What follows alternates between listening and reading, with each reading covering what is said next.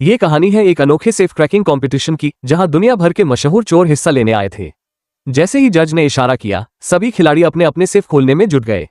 लेकिन बीच में खड़ा था मैथियास, जैसे किसी ख्वाब में खोया हो, क्योंकि ये उसकी पहली बार थी जब उसे अपनी असली काबिलियत दिखाने का मौका मिला था। थोड़ी देर में एक कंटेस्टेंट सनी ने सबसे पहले सेफ खोल लिया। फिर एक और खिलाड़ी सफल रहा। अब मैदान में सिर्फ एक सेफ बचा था।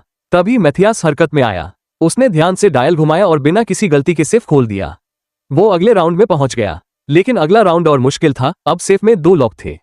सनी ने कान लगाकर सेफ की आवाजें सुनी और धीरे धीरे लॉक घुमाकर उसे खोल दिया। लेकिन मैथियास भी पीछे नहीं था, उसने भी आसानी से उसे खोल दिया।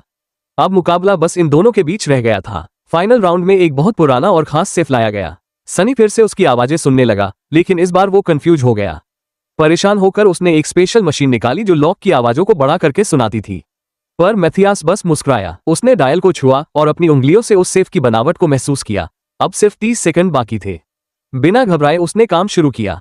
पहला लॉक, फिर दूसरा, फिर तीसरा। आखिरकार उसने हैंडल घुमाया और सेफ खुल गया, सिर्फ 9 सेकंड में। जज दंग रह गया और भीड़ तालियों से गूंज उठी। अगले दिन एक औरत मिली, उसका नाम था ग्विंडोलिन। उसने अपनी जेब से एक अंगूठी, एक पिस्टल और एक सोने की घड़ी निकाली। 3 लोगों से 40 सेकंड में चोरी की गई चीजें। वो एक इंटरनेशनल चोर थी। मैथियास की स्किल से इतनी इंप्रेस हुई कि उसने उसे एक खास सेफ खोलने का ऑफर दिया।